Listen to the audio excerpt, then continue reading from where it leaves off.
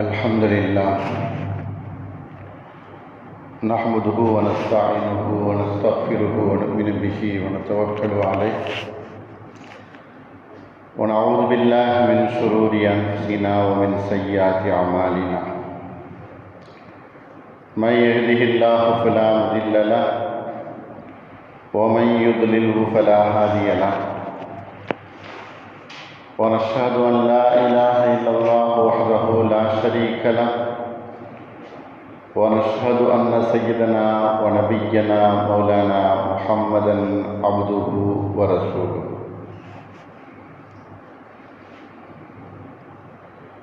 أما بعد فقد قال الله تعالى يا أيها الذين آمنوا برسوله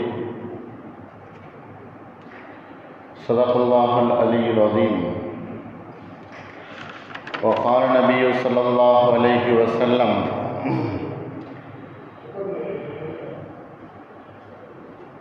ومن تقم رسول الله صلى الله عليه وسلم لنفسه أو كما قال عليه الصلاة والسلام.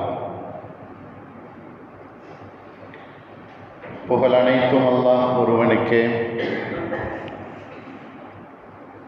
சாந்தியும் சமாதானமும் நபிகள் நாயகம் ஸல்லல்லாஹு அலைஹி வஸல்லம் அவர்கள் மீதும் அவர்களை பின்பற்றிய உத்தம சத்திய சஹாபாக்கள், தாபிஈன்கள், தபா தாபீன்கள், குறிப்பாக நம் எல்லோரின் மீதும் அல்லாஹ்வின் சாந்தியும் சமாதானமும் என்றென்றும் நின்று நிலவட்டுமாக. ஆமீன். அன்பான அல்லாஹ்வின் நல்லடியார்களே, அன்பு சகோதரர்களே, அல்லாஹ் நம்முடைய எல்லா நற்காரியங்களையும் பொருந்தி கொண்டு வளமான, செழிப்பான, சந்தோஷமான, ஆரோக்கியமான வாழ்க்கையை அல்லாஹ் நாம் எல்லோருக்கும் தந்தல் புரிவானாக. நமக்கு ஏற்படக்கூடிய துன்பங்கள், சிரமங்கள், கஷ்டங்கள் இவைகளையெல்லாம் அல்லாஹ் போக்கி அவனுக்கு பிடித்தமான வாழ்க்கையை வாழக்கூடிய தௌஃபீக்கை அல்லாஹ் நாம் எல்லோருக்கும் தந்தல் புரிவானாக. முஃமின்களாகிய நம்மை அல்லாஹ் நற்குணத்தோடும் நல்ல பண்புகளை கொண்டும் பிறரிடத்தில் நடந்து கொள்ளக்கூடிய மனோபக்குவத்தை அல்லாஹ் நம் எல்லோருக்கும் தந்தல் புரிவானாக. அன்பானவர்களே, இந்த ஜும்மாவிலே முஃமின்களுடைய குணங்கள் அப்படிங்கிற தலைப்பின் கீழ் சில விஷயங்களை சொல்வதற்கும் கேட்பதற்கும் வாய்ப்புகளை அல்லாஹ் தந்திருக்கிறான். அவனுக்கே எல்லா புகழும். முஃமின்களிடத்தில் நிறைய நற்குணங்கள், நிறைய பல கெட்ட குணங்களும் முஃமின்களிடத்திலே குடிகொண்டிருக்கிறதை நாம் பார்க்கிறோம். ஆலிம் பெருமக்கள் சொல்லுவார்கள், முக்கியமாக மனிதனுடைய காரியங்கள் அப்படின்னு பார்க்கும்போது 5 அம்சங்களை கொண்டதுதான் மனிதனுடைய வாழ்க்கை. 5 முக்கிய அம்சங்களை கொண்டதுதான் மனிதனுடைய வாழ்க்கை. அதில் முதலாவது கொள்கை, கோட்பாடு. எந்த கொள்கையில் நாம் இருக்கிறோம், எந்த கொள்கையை சார்ந்து நாம் இருக்கிறோம். கொள்கை என்று சொன்னால் அரசியல் கொள்கையோ அல்லது மற்ற கொள்கையோ கிடையாது. கொள்கை என்பது இறைவனுக்கும் நமக்கும் உண்டாகி இருக்கக்கூடிய கொள்கை. நாம் இறைவனை ஒருவன் என்பதாக ஈமான் கொண்டிருக்கிறோம். அவன்தான் அனைத்து சக்திகளுக்கும் உரியவன் என்பதாக ஈமான் கொண்டிருக்கிறோம். இது கொள்கை சார்ந்த விஷயம். யாருக்கும் எந்த ஒரு சக்தியும் இல்லை, அல்லாஹ் ஒருவனுக்கு மட்டும்தான் சக்தி. ஓர் இறை கொள்கை. அவன் உலகம் படைப்பதற்கு முன்னால் இருக்கிறான், உலகம் அழிந்து போனாலும் அவன் இருப்பான். இதுதான் நம்முடைய கொள்கை. இது மனிதனுக்கு முக்கியமான ஒரு அம்சமாக, ஆரம்பமாக விஷயமாக இருந்து கொண்டிருக்கிறது. உலகத்தில் ஒரு மனிதன் பிறந்து நல்ல பகுத்தறிவுக்கு வரும் பொழுது தன்னுடைய கொள்கை எது என்பதை அவன் இந்த உலகத்திற்கு காட்டியாக வேண்டும். நான் எந்த கொள்கையில் இருக்கிறேன், நான் எப்படிப்பட்ட மனிதன், நான் எதை வணங்கி கொண்டிருக்கிறேன், எனது வணக்கத்திற்குரியவன் யார் என்பதை ஒரு மனிதன் உலகிற்கு காட்ட வேண்டும். இது மனிதனுக்கு முக்கியமான ஒரு அங்கம். கொள்கை ரீதியாக மனிதர்களுக்கு காட்ட வேண்டும். இதில் மூமின்கள் அல்லாஹ் ஒருவன், அவனுக்குத்தான் அனைத்து சக்தியும் உண்டு, அவன்தான் படைத்து பரிபாலிக்கக்கூடியவன் என்பதை கொள்கை கோட்பாடோடு இருக்கக்கூடியவர்கள் மூமின்கள். இது முதல் வகை. இரண்டாவது இபாதத், வணக்க வழிபாடு. வணக்க வழிபாடு என்று சொன்னால் ஒரு மனிதன் யாரை வணங்குகிறோம், எப்படிப்பட்ட பொருளை வணங்குகிறோம், யாரை வணங்குகிறோம், இபாதத் ரீதியாக மனிதனுடைய குணங்கள். இபாதத் ரீதியாக தொழுகை, வணக்கம், நோன்பு, இது போன்ற விஷயங்களிலே மனிதனுடைய குணங்கள். இதில் வணங்காத மனிதர்களும் உண்டு, அல்லது வாரத்திற்கு ஒரு நாள் வணங்கக்கூடியவர்களும் உண்டு, அல்லது வருடத்திற்கு 2 பெருநாளைக்கு தொழுகக்கூடியவர்களும் உண்டு.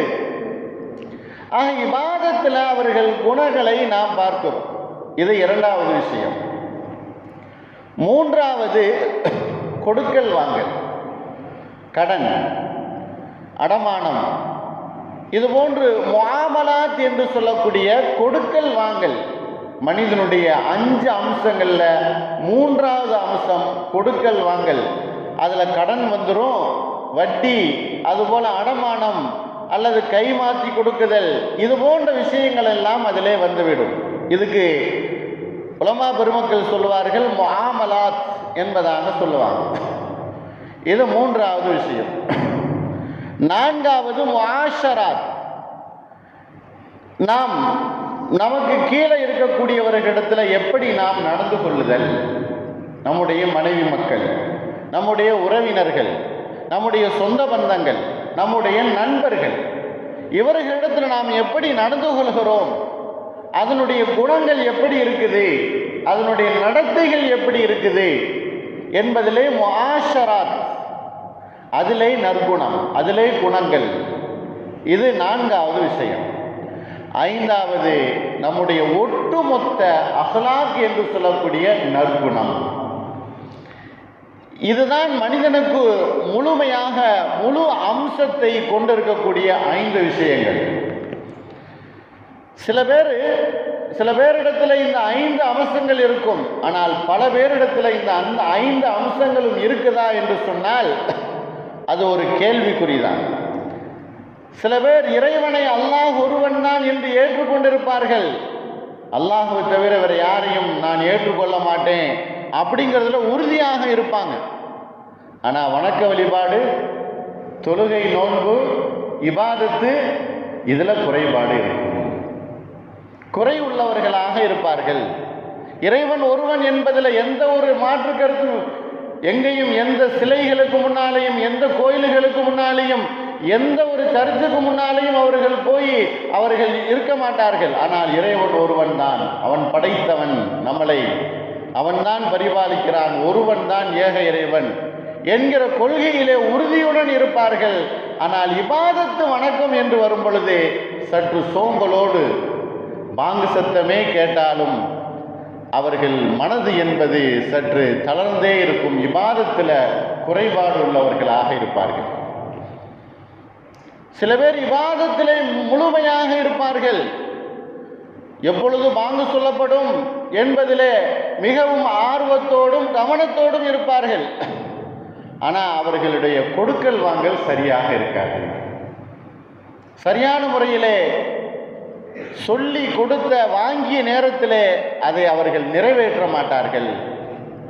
நல்ல தொழுகையாளியாக இருப்பார், நோன்பு நோக்கக்கூடியவராக இருப்பார், நல்ல இபாதத்துகளில் எந்த ஒரு குறையும் அவரிடத்தில் பார்க்க முடியாது. நல்ல தொழுகையாளி என்கிற பெயரை வாங்கியிருப்பார். ஆனால் அவர்களுடைய கொடுக்கல் வாங்கல்ல குறைகள் இருக்கும். சொன்ன நேரத்திற்கு, கொடுத்த வாக்குக்கு, கொடுத்த நேரத்தில் அல்லது சொன்ன நேரத்தில் அதை அவர் பேணி பாதுகாக்க மாட்டார். கொடுக்கல் வாங்கலிலே அவரிடத்தில் குறைகளை காண முடியும். இப்படியும் சிலவர்கள் குணத்திலே கொடுக்கல் வாங்கல சில பேர் சரியாக இருப்பார்கள், கரெக்டாக இருப்பாங்க. கூடுதல் குறைச்சி யாரிடத்திலையும் அவர்கள் வியாபாரம் செய்தாலும் சரி, கொள்முதல் செய்தாலும் சரி கரெக்டாக இருப்பாங்க. ஆனால் மனைவிக்கு மக்களுக்கு செய்யக்கூடிய உரிமைகளில் அவர் அதை ஏற்றுக்கொள்ள மாட்டார், செய்ய மாட்டார். மனைவி மக்களுக்கு, சொந்த பந்தங்களுக்கு, உடன் பிறந்தவர்களுக்கு, நண்பர்களுக்கு உரிமைகள் இல்லை என்பதை அவர் மறுப்பார். என்ன உரிமை இருக்குது, எதுக்கு நான் கொடுக்கணும்? நல்ல தொழுகையாளி, கொடுக்கல் வாங்கல் கரெக்டாக இருக்கு, ஆனால் குடும்பங்களுக்கு செய்யணும் அப்படின்னா அவருக்கு மனசு வராது.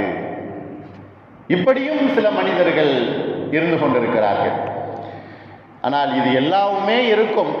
சில பேரிடத்துல நற்குணம் என்பது இருக்காது. அல்லாஹ் ஒருவன் கொள்கையிலே கரெக்டாக இருப்பார், இபாதத்திலையும் கரெக்டாக இருப்பார், கொடுக்கல் வாங்கல்லையும் சரியாக இருப்பார். ஆனால் அவர் தன்னுடைய நற்குணத்தால் மிகவும் கெட்டவராக இருப்பார். நற்குணத்தால் கெட்டவர் என்று சொன்னால் என்ன பொருள்? சாதாரணமாக அவரிடத்தில் யாரு போய் எது சொன்னாலும் கடுகடு என்பதாக விழுவார், கோபத்தை காட்டுவார், சினத்தை காட்டுவார், சிரித்த முகம் அவரிடத்தில் இருக்காது. இபாதத் இருக்குது, தொழுகை இருக்குது, கொடுக்கல் வாங்கல் கரெக்டாக இருக்குது, பொருளாதாரத்திலே குடும்பத்துக்கு சரியாக செய்கிறார். ஆனால் அவரிடத்தில் போய் யாரு சொன்னாலும் யாரு பேசினாலும் அவர் கடுகடுத்த முகத்தோடு இருக்கிறார் என்கிற பெயரை பெற்றவராக இருப்பார். அன்பானவர்களே, அல்லாஹுவின் நல்லடியார்களே, மார்க்கம் நமக்கு என்ன சொல்லித் தருகிறது? இந்த 5லையும் ஒரு மூமின் சரியான முறையிலே அவன் கடைபிடிக்க வேண்டும்.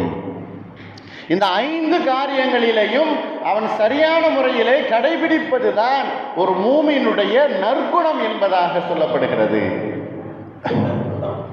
தொழுகையாக இருக்கட்டும், ஓரிரை கொள்கையாக இருக்கட்டும், கொடுக்கல் வாங்கலாக இருக்கட்டும், முஆஷராத் என்று சொல்லக்கூடிய குடும்ப விஷயங்களாக இருக்கட்டும், அஹ்லாக் என்கிற நற்பண்புகளாக இருக்கட்டும், எல்லாத்திலையுமே அவர் சரியாக இருக்க வேண்டும்.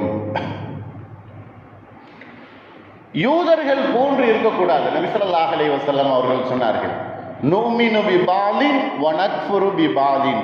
இந்த 5 விஷயங்கள்ல 5ஐயுமே பின்பற்ற வேண்டும். யூதர்கள் சொன்னார்கள், அல்லாஹ் ரசூல் சொல்லக்கூடிய விஷயத்தை சிலதை நாங்கள் பின்பற்றுவோம், சிலதை நாங்கள் பின்பற்ற மாட்டோம், மறுத்துருவோம் அப்படின்னு யூதர்கள் சொல்வார்களே, அந்த மாதிரி ஒரு மூமினிடத்தில் இருக்கக்கூடாது. 5 விஷயங்களையும் முழுமையாக பின்பற்ற வேண்டும். ஏன்னு சொன்னா, தனி மனிதனுடைய குணத்தை கொண்டுதான் சமூகத்தினுடைய வளர்ச்சி. சமூகம் நல்ல குணத்தோடு இருக்குது, முஸ்லிம்கள் அப்படின்னு சொன்னா நல்ல குணத்தோடு இருப்பார்கள். மூமின்கள், அந்த சமூகம் மூமினான சமூகம், முஸ்லிமான சமூகம், நற்பண்புகள் கொண்ட சமூகம். நல்ல பண்புகள் தான் சமூகத்தினுடைய உயர்வை தருகிறது, சமூகத்தினுடைய மதிப்பை பெற்று தருகிறது. உயர்ந்த நற்குணங்கள் தான் சமுதாயத்தினுடைய மேன்மையையும் தருகிறது.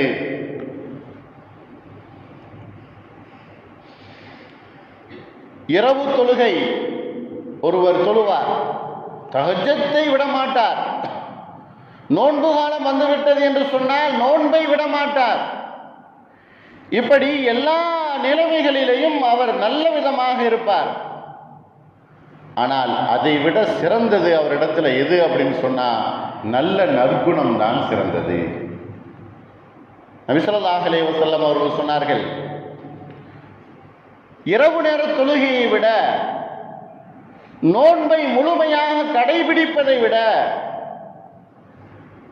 ஒரு மனிதனிடத்தில் சிறந்த நற்குணம் அல்லாஹ்விடத்தில் மிகப்பெரிய ஒரு மதிப்பை தருகிறது. எல்லா இபாதத்துகளையும் விட எல்லா வணக்க வழிபாடுகளையும் விட அல்லாஹ்விடத்தில் மிகவும் மதிப்பு மிக்க ஒரு விஷயம் என்ன அப்படின்னு சொன்னா நற்பண்பு என்பதுதான். கோபப்படாதீர்கள் என்பதாக நாம் அடுத்தவர்களை சொல்லுவோம். ஆனால் அது விஷயத்துல நம்ம எப்படி இருக்க முடியும்?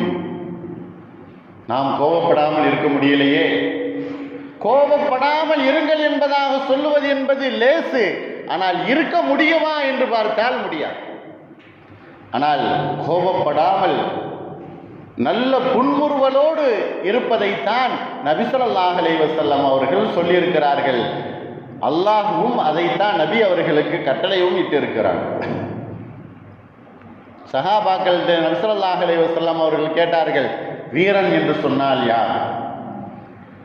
சஹாபாக்கள் சொன்னார்கள், அடுத்தவனை வீழ்த்துபவன் வீரன். இல்லை இல்லை, கோபம் வரும் பொழுது அதை மெண்டு விழுங்கி பொறுமைக்குள்ளாகிறானே அவன்தான் வீரன் என்பதாக சொன்னார்கள். அடுத்தவனை வீழ்த்துபவன் வீரன் அல்ல. லைஸ ஷதீது பிஸ்ஸுரா இன்னம ஷதீதுல்லதி யம்லிகு நஃப்ஸஹு இன்தல் கலபி. கோபம் வரக்கூடிய சமயத்தில் அந்த கோபத்தை மெண்டு விழுங்கி தன்னை ஆசுவாசப்படுத்தி அமைதிப்படுத்திக் கொள்கிறானே அவன்தான் வீரன் என்பதாக நபி ஸல்லல்லாஹு அலைஹி வஸல்லம் அவர்கள் கூறினார்கள். நபி அவர்கள் எப்பொழுதும் சஹாபாக்களுடைய அனைத்து காரியங்களிலேயும் பங்கு கொள்வார்கள். சஹாபாக்கள் எதை பேசினாலும், அவர்கள் சிரிப்பாக பேசினாலும், அவர்கள் கேலியாக பேசினாலும் நபி ஸல்லல்லாஹு அலைஹி வஸல்லம் அவர்களும் அதில் பங்கு கொள்வார்கள். நபி அவர்களுடைய காலத்தில் மதீனா நகரத்தில் பழக்கம் நபி அவர்கள் ஏற்படுத்தினார்கள். ஃபஜ்ர் தொழுகைக்கு பின்னால் சஹாபாக்கள் எல்லாம் ஒன்று கூடி அங்கே சில விஷயங்களை பேசுவார்கள். அதை நபி ஸல்லல்லாஹு அலைஹி வஸல்லம் அவர்கள் மெஹராபுக்கு முன்னால் முஸல்லாவிலே உட்கார்ந்து கேட்டுக்கொண்டிருப்பார்கள். சஹாபாக்கள் என்னென்னலாம் பேசுகிறாங்க அப்படின்னு காதாழ்த்தி அவர்கள் கேட்பார்கள். ஏதாவது சிரிப்பான விஷயங்கள் சஹாபாக்கள் அவங்களுக்குள்ள பேசிக்கிட்டாங்கன்னா இவர்களும் சிரிப்பார்கள். அப்படி ஒரு தடவை ஃபஜ்ர் தொழுகையிலே முடித்ததற்கு பின்னால் நபி ஸல்லல்லாஹு அலைஹி வஸல்லம் அவர்கள் முஸல்லாவில் உட்கார்ந்துருக்கிறாங்க. சஹாபாக்கள் பேசி கொண்டிருக்கிறாங்க. உமர் ரலியல்லாஹு அன்ஹு அவர்கள் சொல்லக்கூடிய விஷயம் நபி அவர்களுடைய காதுக்கு கேட்குது. உமர் ரலியல்லாஹு அன்ஹு அவர்கள் சொல்லுகிறார்கள், நான் ஐயாமுல் ஜாஹிலியத்தில் ஈமான் கொள்வதற்கு முன்னால் நான் ஒரு பிரயாணத்திலே போய் கொண்டிருந்தோம். அப்ப சிலை வணங்கியாக நான் இருந்தேன். என்னுடன் வந்தவர்களும் சிலை வணக்கம் புரிவார்கள். வணங்குவதற்காக வேண்டி தங்களுடைய பைகளிலே சிலைகளை வைத்துக் கொள்வார்கள். போன இடத்துல இருக்காதல்லவா வணங்குவதற்கு, ஆகையினால் சிலைகளை கல்லுகளை வைத்துக் கொள்வார்கள். அப்படி பார்க்கும் பொழுது வணங்குவதற்கு ஒன்றுமில்லையே என்பதாக நான் யோசனை செய்து வைத்திருந்த பேர்ச்சம்பளத்தை எல்லாம் உருட்டி ஒரு சிலை போல செய்து அதை நான் வணங்கினேன். உமர் ரலியல்லாஹு அன்ஹு அவர்கள் சொல்கிறார்கள், மதிய நேரம் பசி எடுத்தது, செய்து வைத்த அந்த சிலை பேர்ச்சம்பளத்தை சாப்பிட்டேன். சஹாபாக்கள் எல்லாம் சிரிக்க ஆரம்பித்து விட்டார்கள். நபி அவர்களும் பார்த்து அதை சிரித்தார்கள். இது ஒரு சிரிப்பாக இருந்தாலும் எவ்வளவு சிந்திக்கக்கூடிய ஒரு விஷயமாக இருக்குது. எதுக்காக வேண்டி எதை வணங்கினோம்? இப்படி வணங்கக்கூடிய ஒரு விஷயத்தை நாம் சாப்பிட்டோமே, சாப்பிடுவதற்காக வேண்டி பிரயோஜனம் இல்லாத பொருள்களையும் சாப்பிடக்கூடிய பொருள்களையும் வணக்கத்திற்குரியாகதாக ஆக்கியிருந்தோமே என்கிற பெரிய சிந்தனை அங்கு வருகிறது. இப்படி நபி ஸல்லல்லாஹு அலைஹி வஸல்லம் அவர்கள் சஹாபாக்களோடு அவர்கள் உமர் ரலியல்லாஹு அன்ஹு சொன்னார்கள், அகல்து இலாஹி, என்னுடைய வணக்கத்திற்குரிய சிலையையே நான் சாப்பிட்டேன் என்பதாக கூறினார்கள். இப்படியாக சில விஷயங்கள் சஹாபாக்களுக்கு மத்தியில் பேசும்போது அவர்கள் இதையெல்லாம் கண்டுகொள்ளாமல் அவர்களோடு சேர்ந்து இவர்களும் பங்களித்துக் கொண்டிருந்தார்கள். கேலியாக அடுத்தவர்களிடத்தில் பேசுவதோ அல்லது கிண்டலாக நடந்து கொள்ளுவதோ மார்க்கம் அனுமதிக்கிறது. ஆனால் நபி ஸல்லல்லாஹு அலைஹி வஸல்லம் அவர்கள் சொன்னார்கள், யாருடைய பொருளையும் நீங்கள் எடுத்து வைத்து கேலியாக கிண்டலாக நடத்தாதீர்கள். இது ஒட்டுமொத்த விஷயத்தை நாம் பார்க்கும் பொழுது ஒரு மனிதனுடைய நற்குணம் அப்படின்னு சொன்னா அது எந்த அளவுக்கு அடுத்தவர்களிடத்தில் பிரதிபலிப்பை ஏற்படுத்தும். ஒமன் தகம ரசூலுல்லாஹி ஸல்லல்லாஹு அலைஹி வஸல்லம் லினஃப்ஸிஹி, தனக்காக வேண்டி உலகத்தில் இருக்கக்கூடிய சமயத்தில் தனக்கு செய்தார்கள் என்பதற்காக வேண்டி பழி வாங்கியதே இல்லை, பழிக்கு பழி அவர்கள் செய்ததே இல்லை. அல்லாஹ்வுடைய சட்டத்திற்கு அல்லாஹ்வுடைய ஏவல்களுக்கு மாறு செய்யக்கூடியவர்களைத்தான் அவர்கள் தண்டித்திருக்கிறார்களே தவிர தனக்காக வேண்டி யாராவது ஏதாவது செய்தால் அவர்களை நபி ஸல்லல்லாஹு அலைஹி வஸல்லம் அவர்கள் தண்டிக்க மாட்டார்கள். ஒட்டுமொத்தமாக நற்குணங்கள் என்பது ஒரு 3 காரியங்கள் நம்முடைய வாழ்க்கையிலே கடைபிடித்தால் நல்ல நற்குணமுடைய முஃமின்களாக நாம் மாற முடியும். நல்ல நற்குணம் படைத்த மூமின்களாக நாம் மாற முடியும். 3 அம்சங்கள் நம்முடைய வாழ்க்கையிலே இருந்தால், நம்முடைய வாழ்க்கையிலே 3 அம்சங்கள் இருந்தால் நல்ல நற்குணமுடைய மூமின் என்பதாக நாம் பெயரெடுக்க முடியும். முதல் விஷயம், எவ்வகையிலும் எத்தருணத்திலும் எப்படிப்பட்ட நிலைமையிலும் நாம் அடுத்தவர்களுக்கு தொல்லை தந்து விடக்கூடாது, சிரமங்கள் நம்மால் அவர்களுக்கு ஏற்பட்டு விடக்கூடாது. நிறைய ஹதீஸுகள் நபி ஸல்லல்லாஹு அலைஹி வஸல்லம் அவர்கள் சொல்லி காட்டுகிறார்கள். ஒரு மூமின் என்பவன் அடுத்தவனுக்கு தன்னுடைய கைகளாலோ கரங்களாலோ நாவுகளாலோ தன்னுடைய உடல் உறுப்புகளை கொண்டு சிரமம் கொடுக்க மாட்டான். நபி ஸல்லல்லாஹு அலைஹி வஸல்லம் அவர்கள் இபாதத் தொழுகையில கூட இபாதத் செய்யும் போது கூட அடுத்தவர்களுக்கு சிரமங்கள் கொடுக்க மாட்டார்கள். தொழுகைக்காண்டி நம்ம போகிறோம், மொபைல் எடுத்துகிட்டு போகிறோம் பள்ளிவாசலுக்கு. தொழுகைக்கு போகக்கூடியவர்கள் தானே நாம். மொபைலின் மூலமாக அடுத்தவர்களுக்கு சிரமம் கொடுக்கப்படுகிறது. பள்ளிவாசல்களில் நபி ஸல்லல்லாஹு அலைஹி வஸல்லம் அவர்கள் இரவு நேரத்தில் தங்களுடைய அன்னை ஆயிஷா ரலியல்லாஹு அன்ஹா அவர்களுடன் வீட்டில் இருக்கிறார்கள். தஹஜ்ஜுத் தொழுகணும். ஃபர்லுக்கு மட்டும்தான் நம்முடைய உரிமைகள் என்பது மனைவி மக்களை தூங்கும் போது எழுப்பி விடுதல் என்பது, நஃபிலான தொழுகைக்கு கிடையாது. நபி ஸல்லல்லாஹு அலைஹி வஸல்லம் அவர்கள் தஹஜ்ஜுத் தொழுகைக்கு எழுப்ப மாட்டார்கள், அவர்களாக எந்திரிப்பார்கள். பக்கத்தில் படுத்திருக்கக்கூடிய மனைவிக்கு சிரமம் வந்துடக்கூடாது, தூக்கத்தில் டிஸ்டர்ப் ஏற்பட்டுறக்கூடாது, மெதுவாக எந்திரிப்பார்கள். மெதுவாக தங்களுடைய ஆடைகளை உடுத்துவார்கள், மெதுவாக அவர்கள் காலணியை மாட்டுவார்கள், மெதுவாக கதவை திறப்பார்கள், மெதுவாக வெளியிலே சென்று விடுவார்கள்.